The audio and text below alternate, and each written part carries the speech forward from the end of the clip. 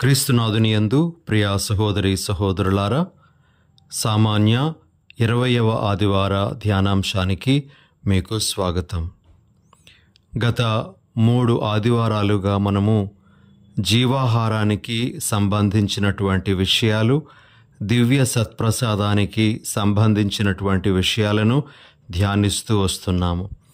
ఈ వారం కూడా మరొక పర్యాయము జీవాహారం గురించినటువంటి విషయాలను ధ్యానించమని మన శ్రీసభ మనలను ఆహ్వానిస్తూ ఉంది. ఈనాటి సువార్త పఠనము యోహాను సువార్త 6వ అధ్యాయము 51 నుండి 58 వరకు ఉన్న వచనాల నుండి గ్రహింపబడినటువంటిది. ప్రియ సహోదరి సహోదరులారా, ఈనాటి ధ్యానాంశంలో మొదటిగా దివ్య సత్ప్రసాదము మీద ఉన్నటువంటి అపోహల గురించి తెలుసుకొని, ఆ తర్వాత దివ్య సత్ప్రసాదము యొక్క ఫలాలను కూడా మనము ధ్యానించటానికి ప్రయత్నం చేద్దాం. మొదటిగా దివ్య సత్ప్రసాదము గురించినటువంటి కొన్ని అపోహలు.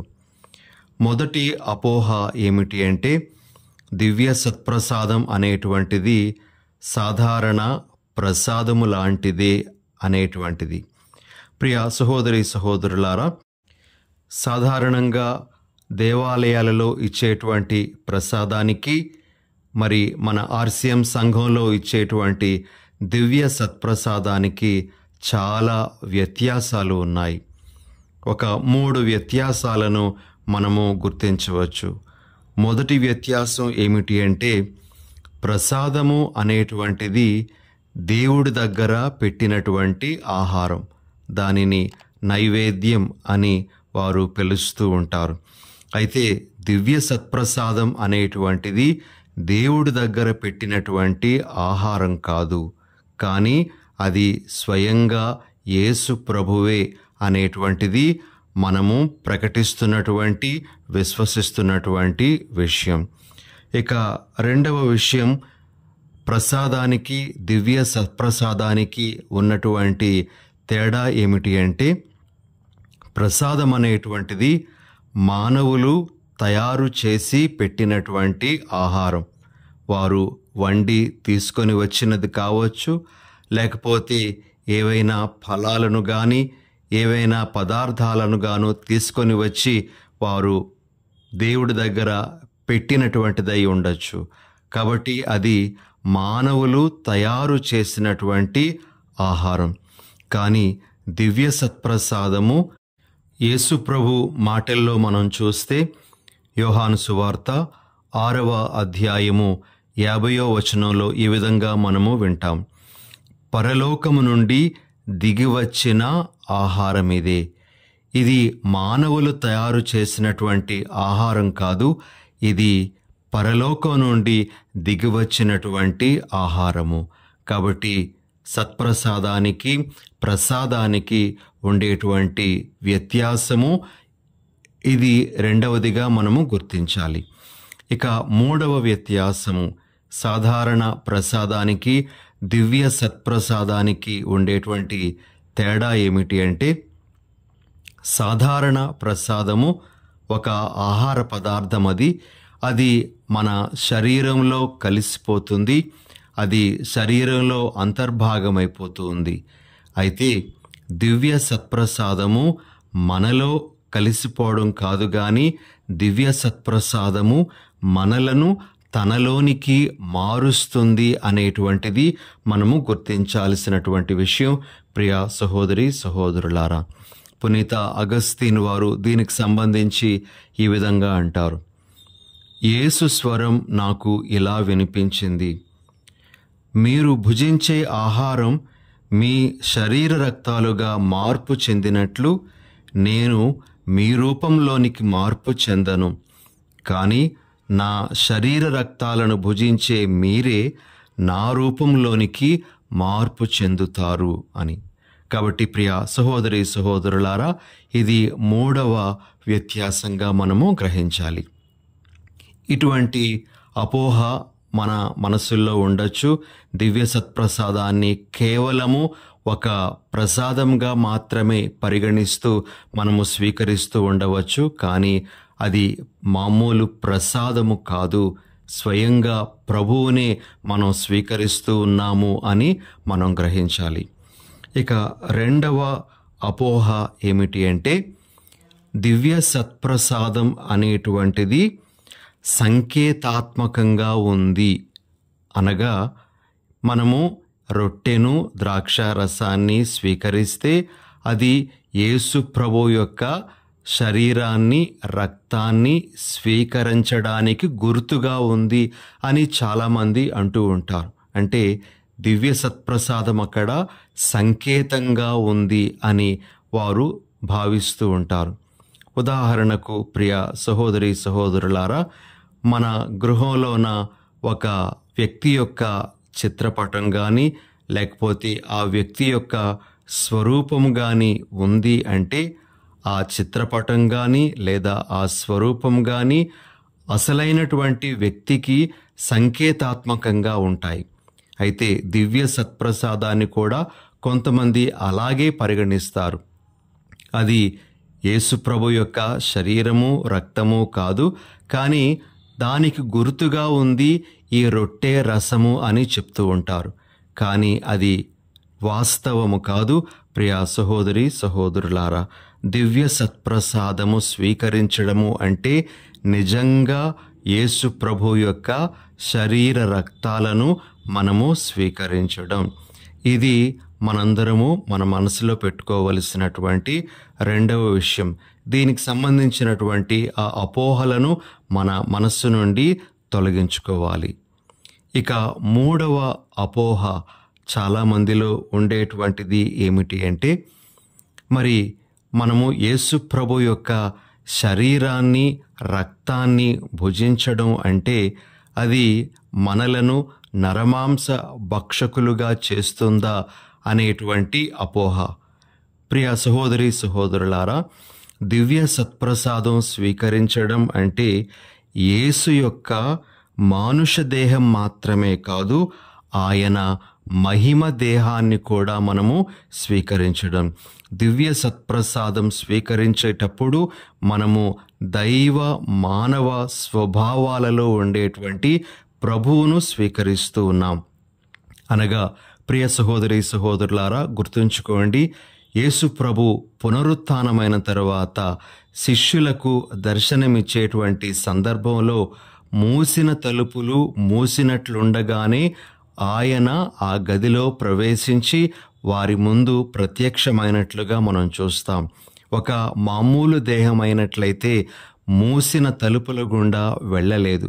అది ఇప్పుడు మహిమ దేహం. మనము ఇప్పుడు యేసు యొక్క మానవ మహిమ దేహాన్ని దివ్య సత్ప్రసాదంగా స్వీకరిస్తూ ఉన్నాం. ఇది మనందరము కూడాను గుర్తుంచుకోవలసినటువంటి విషయం. అటు మానవ దేహము ఇటు మహిమ దేహం, ఈ రెండూ కూడా మనము దివ్య సత్ప్రసాదంలో స్వీకరిస్తూ ఉన్నాము అనేటువంటిది గ్రహించాల్సినటువంటి విషయం. ప్రియులగు సహోదరి సహోదరులారా, ఇవి మూడు అపోహలు చాలామందికి ఉంటూ ఉంటాయి. మన ఆర్సిఎం సంఘస్థులలో కూడా ఈ అనుమానాలు అనేటువంటివి ఏర్పడుతూ ఉంటాయి. కాబట్టి ఈ విషయంలో ఒక స్పష్టతను ఏర్పాటు చేసుకోవడం ఎంతైనా సమంజసం. ఇక దివ్య సత్ప్రసాద స్వీకరణ ద్వారా మనకు కలిగేటువంటి ఫలాలను ఈనాటి సువిశేష ఆధారంగా మనము గ్రహించడానికి ప్రయత్నం చేద్దాం. ప్రియ సహోదరి సహోదరులారా, ఎన్నో ఫలాలను మనము ఈరోజు జ్ఞాపకం చేసుకోవచ్చు. అయితే మనము ధ్యానించటానికి మూడు ముఖ్యమైనటువంటి ఫలాలను ఈరోజు మన దృష్టిలో పెట్టుకోవడానికి ప్రయత్నం చేద్దాం. మొట్టమొదటి ఫలము దివ్య సత్ప్రసాదం ద్వారా మనకు చేకూరేటువంటిది ఏమిటి అంటే, దివ్య సత్ప్రసాదము మనకు యేసుని సజీవ ఉనికిని అనుగ్రహిస్తూ ఉంది.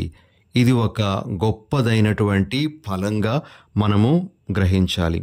యోహాను సువార్త 6వ అధ్యాయము 56వ వచనంలో మనము ఈ విధంగా చదువుతాం: నా శరీరమును భుజించి నా రక్తమును పానము చేయువాడు నా యందును నేను వాని యందును ఉందుము. ప్రియ సహోదరి సహోదరులారా, దివ్య సత్ప్రసాద స్వీకరణ ద్వారా యేసుని మన దగ్గర సజీవముగా నిలుపుకునేటువంటి గొప్ప భాగ్యాన్ని మనము పొందుతూ ఉన్నాము అని గ్రహించాలి. యోహాను సువార్త 15వ అధ్యాయము 5వ వచనంలో మనము ఈ విధంగా ప్రభు మాటలను వింటాం. నేను ద్రాక్షావల్లిని, మీరు కొమ్మలు. ఎవడు నాయందు ఉండునో, నేను ఎవని యందు ఉందునో అతడు అధికముగా ఫలించును. ఏలయనా నేను లేక మీరు ఏమీయూ చేయజాలరు. ప్రియ సహోదరి సహోదరులారా, యేసు యొక్క సజీవ సన్నిధి, సజీవ ఉనికి మనకు ఏ కొరత లేకుండా చూస్తుంది అనే విషయాన్ని మనము గ్రహించాలి. అయితే ఇదే సందర్భంలో యేసు మన దగ్గర ఉంటే మనము ఎలా ఉండాలో కూడా ఒక్కసారి ఆత్మ పరిశీలన చేసుకోవాలి. యేసు మన దగ్గర ఉండేటప్పుడు మనము కొట్లాటలకు, తగువులకు వెళ్ళం. యేసు ప్రభు మన దగ్గర ఉంటే అసూయ, ద్వేషాలకు మనము తావివ్వం. యేసు మన దగ్గర ఉన్నట్లయితే మనము స్వార్థానికి ఎటువంటి స్థానాన్ని మనము ఇవ్వము. యేసు మన దగ్గర ఉన్నట్లయితే మనము బలవన్మరణాలకు పాల్పడము, హింసలకు పాల్పడము. కాబట్టి యేసు ప్రభు యొక్క సజీవ ఉనికిని మన దగ్గర నిలుపుకుంటూ మనము ఆ ప్రభువును పోలి జీవించడం ఈ దివ్య సత్ప్రసాదం మనకు అందించేటువంటి ఒక ముఖ్యమైనటువంటి ఫలము. ఇక రెండవ ఫలము, దివ్య సత్ప్రసాదం మనకు అందించేటువంటిది ఏమిటి అంటే, దివ్య సత్ప్రసాదం మనకు నిత్య జీవితం మీద నిరీక్షణను కలిగిస్తూ ఉంది. మన ఈ మానవ జీవితము మన మరణంతో అంతమైపోవడం లేదు. మనకు మరణానంతర జీవితం ఉంది. మనము మరణించిన తరువాత కూడా జీవిస్తాము అనేటువంటి ఆ ఆశను దివ్య సత్ప్రసాదము మనకు కలిగిస్తూ ఉంది. యోహాను సువార్త 6వ అధ్యాయము 54వ వచనంలో మనము ఈ విధంగా చదువుతాం. ప్రియ సహోదరి సహోదరులారా, నా శరీరమును భుజించి నా రక్తమును పానము చేయువాడు నిత్య జీవము పొందును. నేను అతనిని అంతిమ దినమున లేపుదును. కాబట్టి దివ్య సత్ప్రసాదము మనకు పరలోక రాజ్యం మీద మన దృష్టిని కేంద్రీకరించేలా మనలను ముందుకు నడిపిస్తుంది. కాబట్టి దివ్య సత్ప్రసాదాన్ని స్వీకరించడం అంటే పరలోకం మీద ఆశను కలిగి జీవించడం అని మనము గ్రహించాలి. ప్రియ సహోదరి సహోదరులారా, మనము పరలోకంలో స్థానం సంపాదించుకోవడానికి ప్రభు మనకు దివ్య సత్ప్రసాదం ద్వారా సహకరిస్తూ ఉన్నారు, తోడ్పడుతూ ఉన్నారు, మనలను నడిపిస్తూ ఉన్నారు అని మనము గ్రహించాలి. ఇది దివ్య సత్ప్రసాదం యొక్క రెండవ ముఖ్యమైనటువంటి ఫలము. ఇక మూడవ ఫలము, దివ్య సత్ప్రసాదం స్వీకరించడం ద్వారా మనకు కలిగేటువంటిది ఏమిటి అంటే, మనము యేసు మూలముగా జీవించేటట్లుగా మనలను దివ్య సత్ప్రసాదము తీర్చిదిద్దుతూ ఉంది. యోహాను సువార్త 6వ అధ్యాయము 57వ వచనంలో మనము ఈ విధంగా చదువుతాం. జీవము గల తండ్రి నన్ను పంపెను, నేను తండ్రి మూలమున జీవించుచున్నాను, అట్లే నన్ను భుజించువాడు నా మూలమున జీవించును. ఎవరెవరైతే యేసు ప్రభువును స్వీకరిస్తారో వారు ఆ ప్రభువు మూలంగా జీవిస్తారు అని ప్రభువే చెప్తూ ఉన్నారు. అంటే ప్రియ సహోదరి సహోదరులారా, దివ్య సత్ప్రసాదాన్ని స్వీకరించేటువంటి వారు యేసు ప్రభు యొక్క కార్యముల మీద శ్రద్ధను కనబరుస్తారు. దివ్య సత్ప్రసాదాన్ని స్వీకరించేవారు యేసు ప్రభు యొక్క బోధనల మీద తమ దృష్టిని పెట్టుకుంటారు. యేసు ప్రభువుని దివ్య సత్ప్రసాదం ద్వారా స్వీకరించేవారు ఆయన జీవితాదర్శం మీద తమ దృష్టిని నిలుపుకుంటారు. వారు తమ జీవితాన్ని యేసు ప్రభు మూలంగా వారు జీవించడం అనేటువంటిది జరుగుతుంది. ప్రభువే అంటూ ఉన్నారు, నన్ను స్వీకరించువాడు నా మూలముగా జీవించును, ఆయనే ఆ వ్యక్తిని జీవింపజేస్తాడు అని ప్రభు అంటూ ఉన్నారు. ఇది ఒక ముఖ్యమైనటువంటి ఫలముగా ఈరోజు మనము గ్రహించాలి. ఈ విధంగా ప్రియ సహోదరి సహోదరులారా, ఈరోజు మనము దివ్య సత్ప్రసాదము మనకు అందించేటువంటి ఫలాలను మన మనసుల్లో ఎల్లప్పుడూ నిక్షిప్తంగా ఉంచుకొని ఆ ప్రభువుని మనము మేర మర్యాదలతో స్వీకరించాలి. ఆ ప్రభువునే మనము దివ్య సత్ప్రసాదంగా స్వీకరిస్తూ ఉన్నాము అనేటువంటి విషయాన్ని ఎల్లప్పుడూ మన మనసులో పెట్టుకోవాలి. మరి ఆ ప్రభువును స్వీకరించిన తర్వాత ఆ ప్రభువుకు సంతోషం కలిగే విధంగా, మహిమ కలిగే విధంగా మనము జీవించడానికి ప్రయత్నం చేయాలి. అటువంటి భాగ్యాన్ని ప్రభు మనకు దయచేయాలని ఈనాటి దివ్య బలి పూజలో ప్రభువుని వేడుకుందాం. చిన్న ప్రార్థన చేసుకుందాం.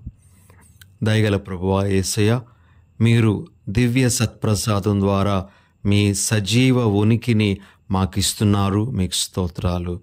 అదేవిధంగా నిత్య జీవితము మీద మాకు ఆశను, నిరీక్షణను కలిగిస్తూ ఉన్నారు ప్రభువా. మీకు వందనాలు ప్రభువా. దివ్య సత్ప్రసాదము ద్వారా మేము మీ మూలంగా జీవించేటట్లుగా చేస్తూ ఉన్నారు ప్రభువా. ఈ ముఖ్యమైన ఫలాలను మేము ఏనాటికి మరిచిపోకుండా మీరు ఏ విధంగా మమ్ములను జీవించమని కోరుతూ ఉన్నారో ఆ విధంగా మా జీవితాలను జీవిస్తూ తద్వారా మిమ్ములను ఒకనాడు ముఖాముఖి దర్శించేటువంటి భాగ్యాన్ని పొందగలిగే వరాన్ని మాకు అనుగ్రహించమని మా ప్రభువైన మా రక్షకుడైన మీ పరిశుద్ధ నామమున అడిగి వేడుచున్నాము. ఆమెన్.